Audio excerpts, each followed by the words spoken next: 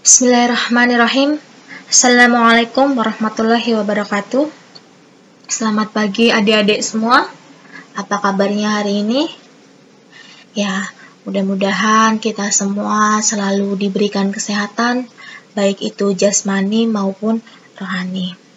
Sebelumnya, Ibu ucapkan selamat bergabung buat adik-adik semua di SMA Muhammadiyah Boarding School Zamzam Cilongok.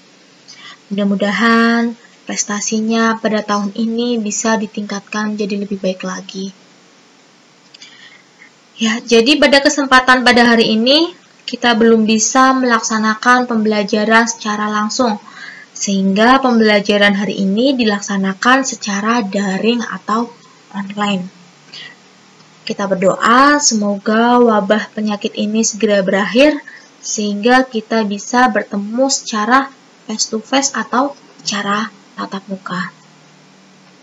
Baik adik-adik, sebelum kita masuk ke materi, alangkah lebih baiknya Ibu memperkenalkan diri terlebih dahulu. Nama Ibu Rifki Fadila Rahmawati. Adik-adik bisa panggil Bu Kiki. Nah, di sini Ibu mengampu mata pelajaran sejarah Indonesia. Jadi, insya Allah selama 1 tahun ke depan, adik-adik akan didampingi oleh Ibu untuk belajar sejarah bersama-sama. Nah, sebelum kita memulai pembelajaran online pada hari ini, alangkah baiknya kita berdoa terlebih dahulu. Mudah-mudahan pembelajaran hari ini berjalan dengan lancar dan yang terpenting bisa bermanfaat untuk kita semua. Berdoa dimulai.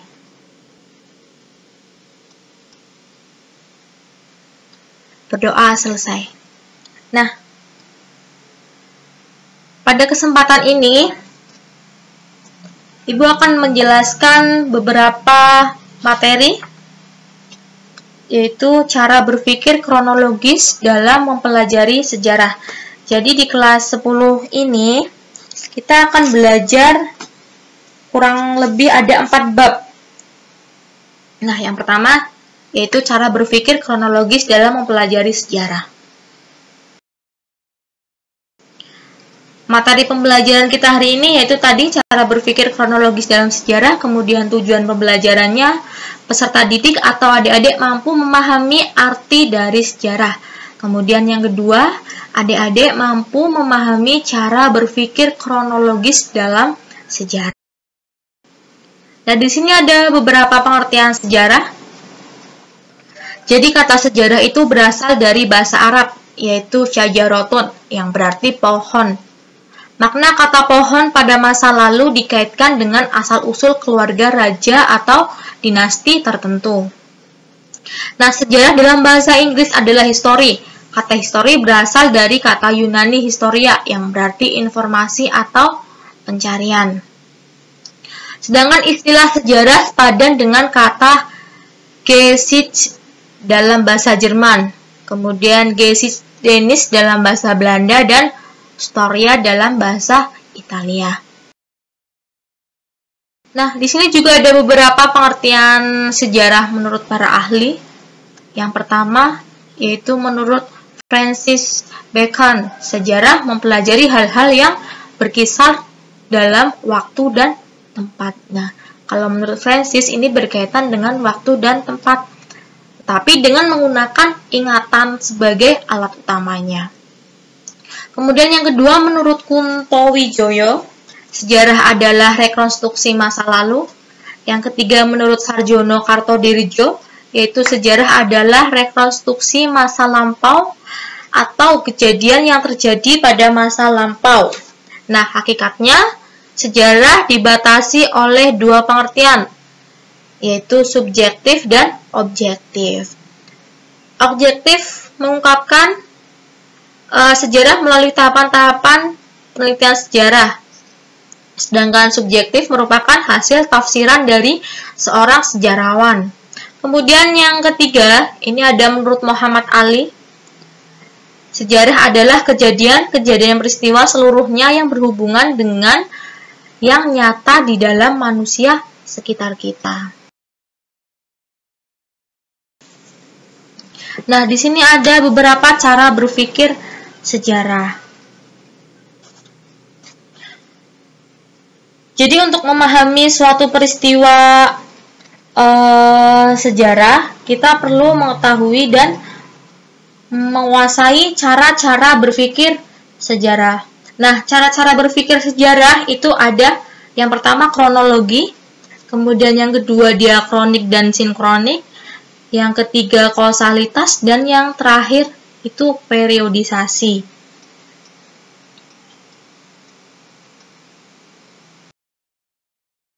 Yang pengertian kronologis atau cara berpikir kronologis. Jadi ini secara etimologi, kronologi berasal dari bahasa Yunani yaitu kronos yang berarti waktu dan logos yang berarti ilmu. Kemudian secara terminologi, pengertian dari kronologi adalah ilmu tentang waktu. Nah,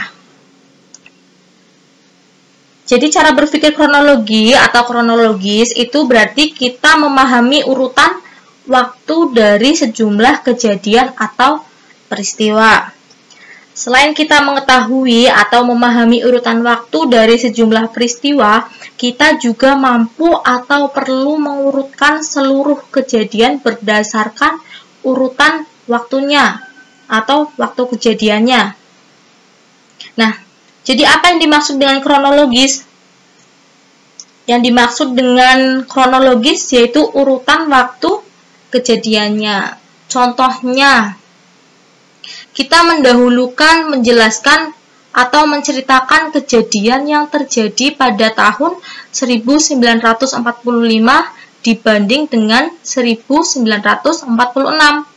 Nah, urutan waktunya berarti dari 1945 baru 1946. Kemudian lalu misal kejadian di bulan Januari kita dahulukan daripada sebuah atau kejadian di bulan Februari. Nah, kronologi itu menceritakan urutan waktu kejadian atau peristiwa di masa lampau dan juga keterkaitannya. Apakah peristiwa di bulan Januari itu terkait dengan peristiwa yang terjadi di bulan Februari? Apakah peristiwa di tahun 45 itu ada keterkaitannya dengan peristiwa yang terjadi di tahun 46. Nah, itu yang dimaksud dengan kronologi. Nah, ini konsep berpikir kronologis tadi ya. Cara berpikir kronologis sangat penting di dalam mempelajari suatu peristiwa sejarah. Hal ini untuk menghindari seseorang yang belajar sejarah akan berpikir secara anakronis yang merupakan kebalikan dari cara berpikir kronologis. Jadi anakronis dalam hal ini artinya adalah menempatkan waktu yang salah dalam suatu peristiwa sejarah. Nah, cara berpikir anakronis mencampur adukan dan memutar balikan suatu peristiwa. Nah, ini kalau berpikir anakronis ini malah jadi rancu. Kemudian satu hal lagi yang sering dikaitkan dengan kronologi adalah periodisasi. Jadi pada dasarnya antara kronologi dengan periodisasi berbeda dalam batasan waktunya. Nah, yang dimaksud dengan periodisasi adalah pembagian waktu. Jika kronologis adalah pengurutan waktu, berarti periodisasi adalah pembagian waktu menurut zamannya. Atau bisa disebut dengan penzamanan atau pembabakan. Nah, semua istilah tersebut berkaitan dengan dimensi waktu. Periodisasi itu berfungsi untuk menyusun sistematika penulisan sejarah. Contohnya, misal di Eropa, pembagian waktu pencatatan sejarahnya itu terdiri dari zaman kuno, lalu pertengahan, lalu zaman modern. Nah, jadi di dalam penulisan sistematika sejarah di Eropa dimulai dari zaman kuno, lalu pertengahan, lalu modern. Lalu kalau di Indonesia misal, pembabakannya itu terdiri dari praaksara, lalu masa Hindu-Buddha, lalu masa Islam, masa kolonial, kemudian kebangkitan nasional sampai dengan masa proklamasi dan terbentuknya Republik Indonesia. Jadi kita bisa rasakan bahwa periodisasi ini kita pelajari di mata pelajaran sejarah. Sebab dalam pembahasan mata pelajaran sejarah tentu saja semua dimulai dengan praaksara, lalu kita maju ke Hindu-Buddha, selanjutnya sampai dengan proklamasi. Dalam pembelajaran sejarah kita tidak dimulai dari kebangkitan nasional dulu, baru praaksara, baru Hindu-Buddha. Kan tidak, karena itu menurut zamannya.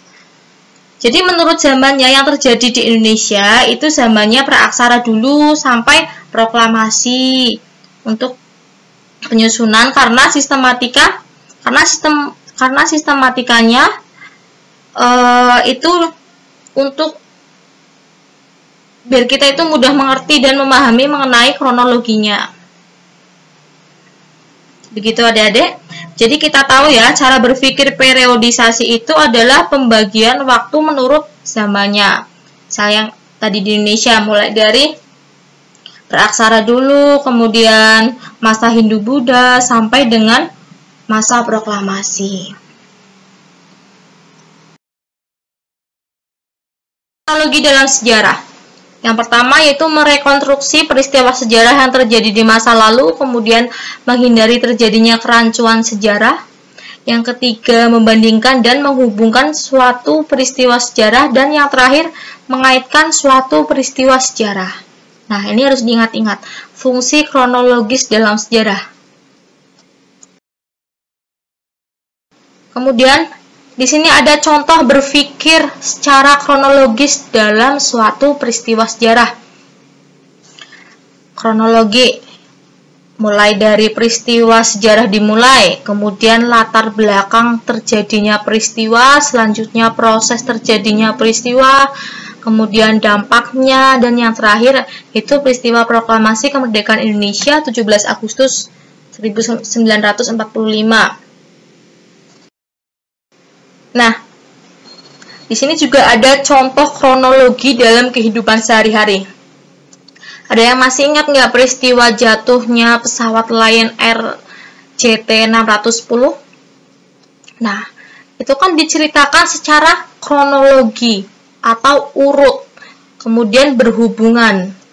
Nah, rute keberangkatannya itu dari Bandara Soekarno-Hatta, Tangerang, kemudian Banten, itu pukul 6.20, kedatangannya pukul 7.20 itu harus sudah di Bandara Depati Amir, Pangkal Pinang, Bangka Belitung. Itu membawa 178 penumpang dewasa, 1 orang anak, 2 orang bayi, dan 8 awak pesawat. Pesawat yang jatuh itu buatan tahun 2018 dan baru dioperasikan Lion Air pada 15 Agustus 2018 lalu. Pesawat ini memiliki kurang lebih 800 jam terbang. Nah, di sini ada kronologi ceritanya ini, sejarahnya. Coba adik-adik perhatikan, di sini Senin, tanggal 29 bulan 10 2018, pukul 06.21 waktu Indonesia Barat. Pilot pesawat Lion Air JT610 melaporkan untuk berangkat dari Bandara Soekarno-Hatta, Cengkareng, Tangerang menuju Pangkal Pinang. Nah, kemudian pada pukul 06.31 waktu Indonesia Barat, pilot pesawat tiba-tiba meminta kepada Air Traffic Control untuk kembali ke Bandara Soekarno-Hatta untuk return to base.